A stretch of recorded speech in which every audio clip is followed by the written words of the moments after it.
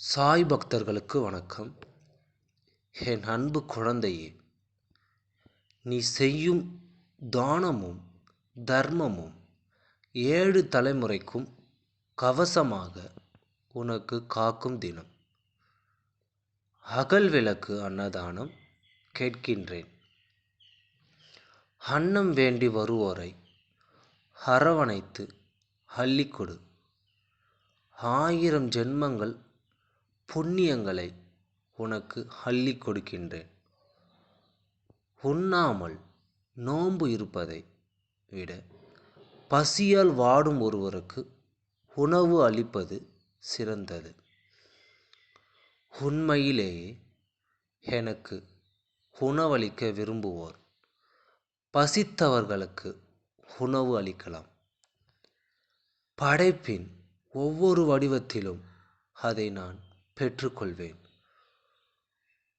உதடுகளால் பிரார்த்தனை செய்வதை விட கைகளால் தானம் செய்வது புனிதமானது.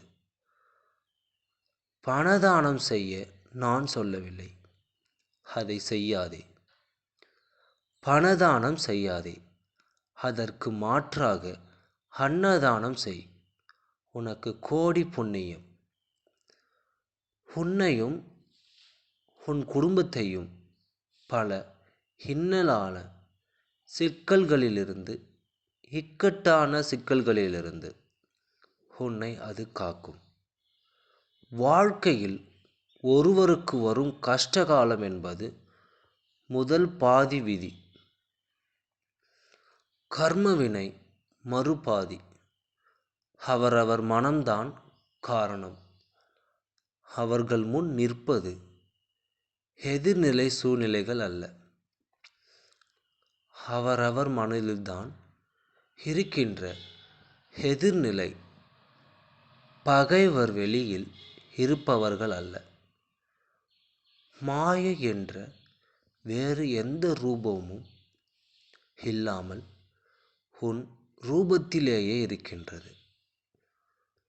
உடல்நிலையற்ற முந்தைய பிறவியில் வேறு உடல், இந்த பிறவியில் வேறு உடலானால் ஆன்மா என்பதுதான் நிலை உள்ளது.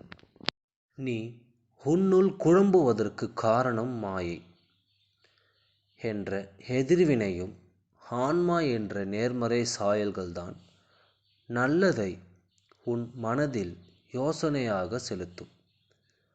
ஆன்மாவிடம் மாயை என்ற ரூபம் சண்டையிடுவதுதான் மனம் படும் வேதனை. அந்த வேதனை உன்னுள் எழும்போது உன் நிம்மதி தூள் தூளாக என்றது. இவைகள் எல்லாம் உன் வாழ்க்கையில் முடிய போகின்றது. சூரியனின் வெளிச்சம் பட்டு அகண்டம் எப்படி ஜொலிக்குமோ அதை போல என் போராடி பட்டு ஜொலிக்க போகின்றான். உன் மனம் நிம்மதி, சந்தோஷம் என மாறப்போகின்றது.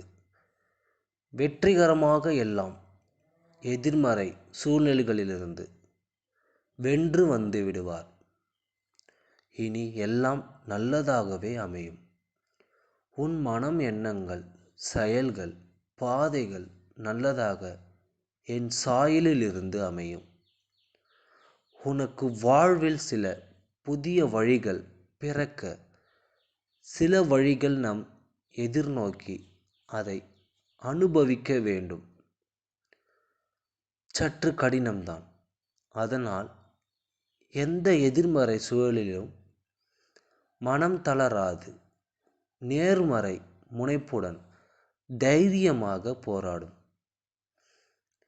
போராட்டத்தில் உனக்கான அனைத்து சூழல்களிலும் சாட்சியாக நான் உன் சாய் தேவன் இருப்பேன். மிகப்பெரிய மாற்றம் அது உன் வாழ்க்கையில் நடக்கும். அது நடக்க நீ பொறுமையாகவும் நம்பிக்கையுடனும் இருக்க வேண்டும். உன் வாழ்க்கையில் நீ பொறுமையாகவும் நம்பிக்கையுடனும் இருக்க வேண்டும். உனக்கு எதிர்மறையாக நடக்கக்கூடிய அத்தனை விஷயங்களையும் நீ எப்படி கடந்து செல்லப் போகின்றார் என்பதை பொறுத்துதான் உன் மனம் மகிழ்ச்சி அடையும். சோகத்தில் ஆளுமா என்பதை முடிவு செய்ய முடியும். இந்த பிரபஞ்சத்தில் எதுவும் நிரந்தரமில்லை. இந்த சாயை தவிர உன் வாழ்க்கையில் உன் உறவுகள் நிரந்தரமில்லை. உன் சொந்தங்கள், சோகங்கள், சந்தோஷங்கள் கூட உனக்கு நிரந்தரமில்லை. ஒரு நாள் சோகம், ஒரு நாள் சந்தோஷம் என்று மாறி மாறி வரும். நிரந்தரமாக உன் வாழ்க்கையில் எதுவும் இல்லை. ஆனால் இந்த சாய் உன் வாழ்க்கையில் நிரந்தரம். முந்தைய ஜென்மமும் சரி, இந்த ஜென்மமும் சரி, ஜென்ம ஜென்மமாக உன்னை பின்தொடர்ந்து உன்னை பாதுகாத்து வருவது இந்த சாய் என்பதை புரிந்து கொள்ள வேண்டும். ஒவ்வொருவரும் தங்கள் மனதில் இருக்கக்கூடிய கவலைகளையும் துன்பங்களையும் வேதனைகளையும் தூக்கி வீசிவிட வேண்டும்.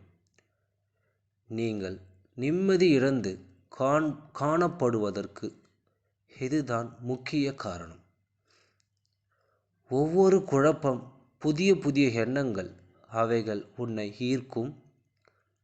அதை தாண்டி வழியில் ஏற்படும் தடங்கங்கள், இவைகள் எல்லாம் உன்னை மாற்றத்தான்.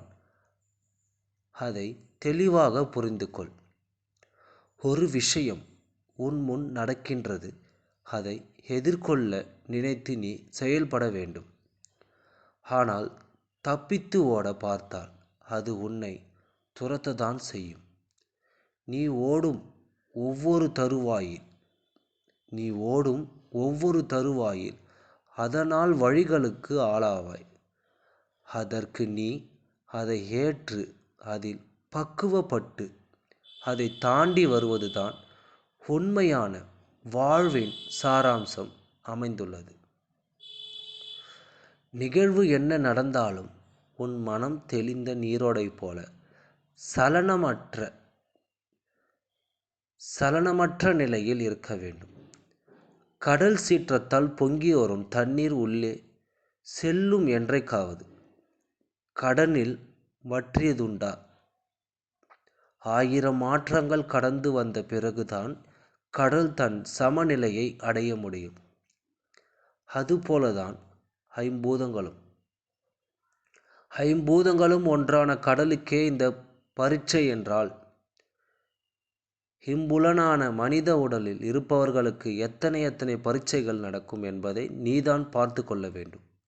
நம்பிக்கை, விசுவாசம், பொறுமை, பக்தி, அன்பு என எல்லாவற்றிலும் வென்ற நீ பாதி கடலில் செம அளவாய் இன்று இருக்கின்றாய். ஆனால் உனக்கான உயர்வான இடத்தில் வந்தவுடன் உனக்கு தோன்றும் அகங்காரம், அது மிக தந்திரமான ஆயுதம். உனக்கான உயரம் உனக்கு கிடைத்தவுடன் உனக்கு தோன்றும் அகங்காரம் என்பது தந்திரமான ஆயுதம். அதன் பிடியில் இயக்கப்படுவது சுயநலம்.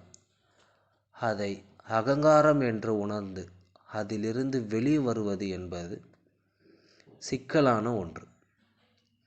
அதற்கு நீ செய்ய வேண்டியது அமைதியான மொழியில் வாக்குவாதம் இல்லாமல்